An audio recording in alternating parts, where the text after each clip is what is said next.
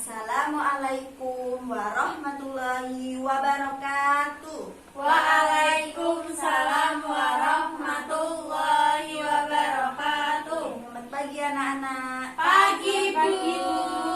Apa kabarnya hari ini? Alhamdulillah, luar biasa. Tetap semangat. Allahu Akbar. Sebelumnya perkenalkan nama ibu dulu ya. Nama ibu Siti Nadia, bisa dipanggil dengan Ibu Simun. Kita semangat dulu ya, biar semangat pembelajaran pada pagi hari ini. Iya, Bu. Pada bisa kan tebuk semangat? Bisa. Kita mulai ya. 1, 2, 3. Tepuk semangat. Semangat.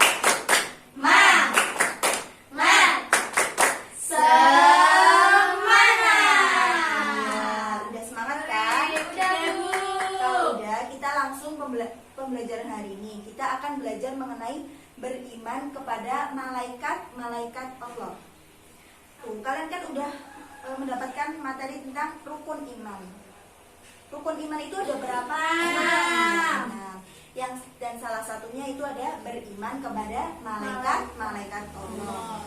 Pada malaikat Allah itu adalah rukun iman yang kedua.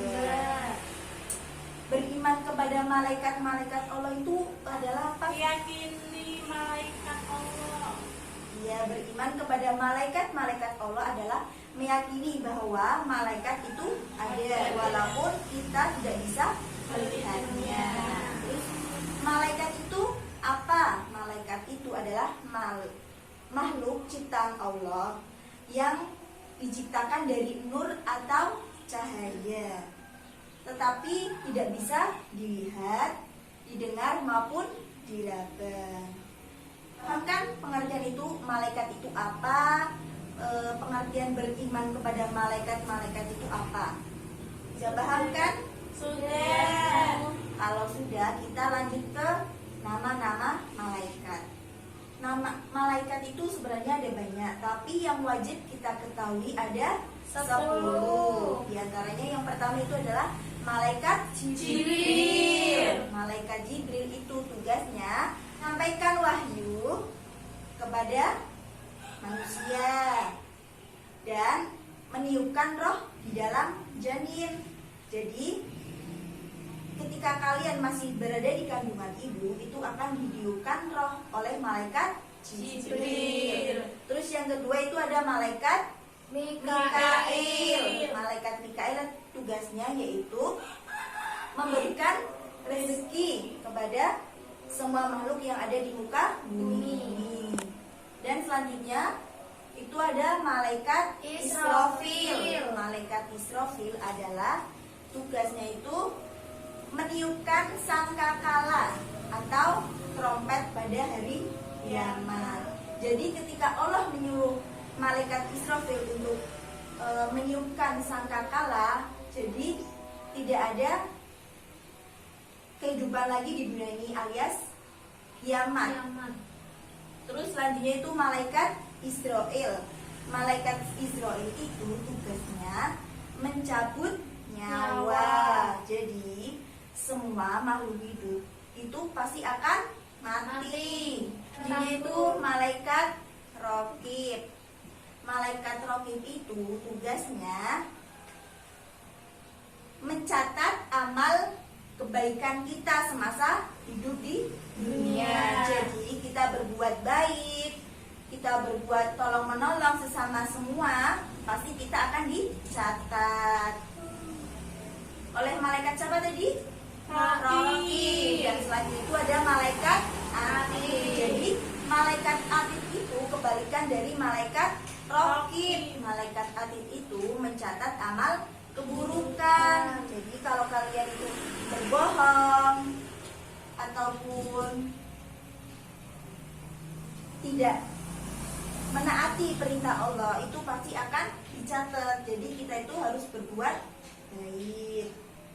Terus selanjutnya itu ada malaikat Mungkar. Malaikat Mungkar itu tugasnya menanyai manusia di alam kubur tentang keburukan. Tadi kan sudah dicatat tentang keburukannya di dunia. Terus kalau sudah meninggal, nanti kita akan ditanyai apa saja sih yang kita berbuat tentang keburukan-keburukan. Terus selanjutnya itu ada malaikat nakir. Malaikat nakir itu tugasnya menanyai manusia di alam kubur tentang kebaikan.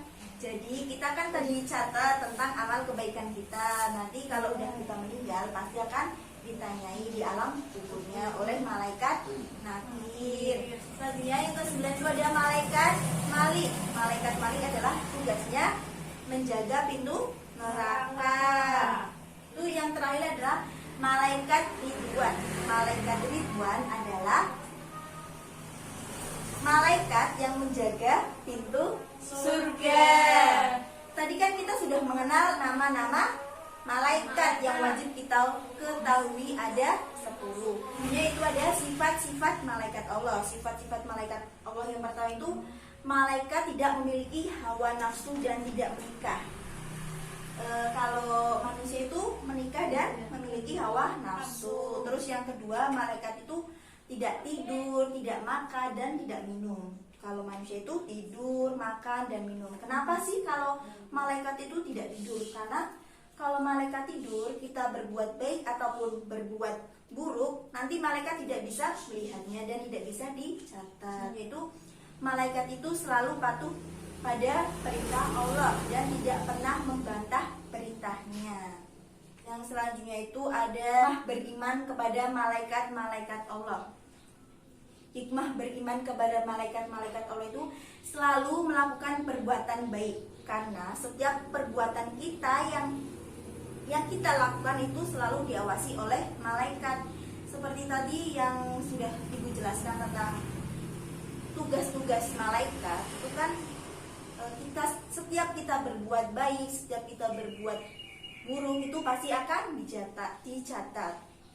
Terus yang kedua itu selalu mensyukuri nikmat Allah. Jadi kita tuh harus mensyukuri nikmat Allah apapun yang diberikan oleh Allah. Misalkan kalian diberi uang saku 5.000 ya, harus bersyukur, tidak boleh mengeluh ya. Kita tidak boleh mengeluh, jadi harus bersyukur apapun yang diberikan oleh Allah. Itu ada selalu berpikir dan berhati-hati dalam melaksanakan setiap perbuatan.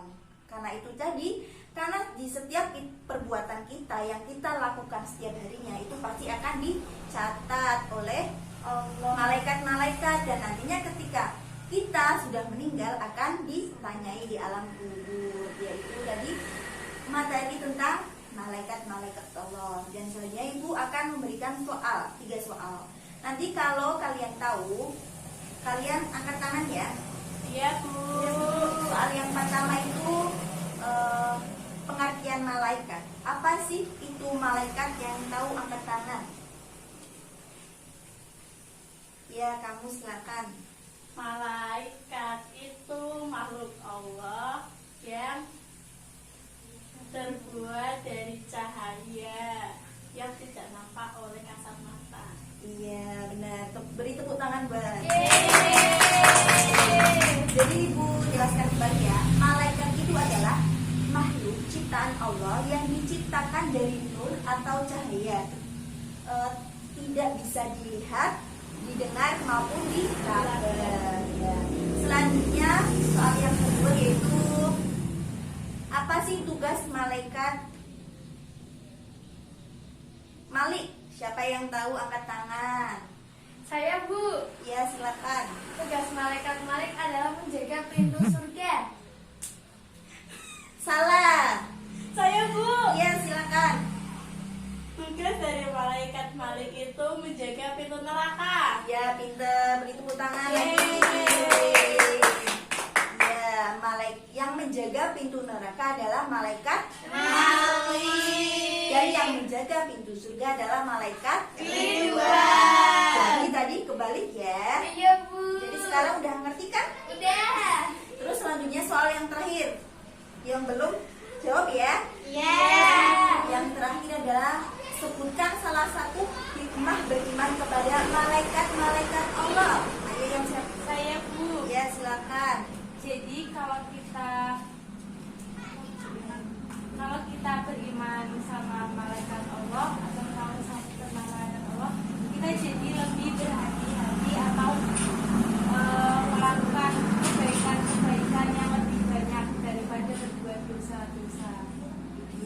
Beri Ya. tepuk tangan buat Mbak Rahma. Ya, salah satu hikmah beriman kepada malaikat-malaikat Allah itu adalah selalu berpikir dan berhati-hati dalam setiap perbuatan yang kita lakukan. Karena nantinya setiap perbuatan itu pasti akan dicatat dan ditanyai di alam kubur. Ya saja pembelajaran hari ini tentang beriman kepada malaikat-malaikat Allah. Sebelumnya kita membaca hamdalah terlebih dahulu. Alhamdulillahirabbil alamin. Terima kasih. Wassalamualaikum warahmatullahi wabarakatuh. Waalaikumsalam warahmatullahi wabarakatuh.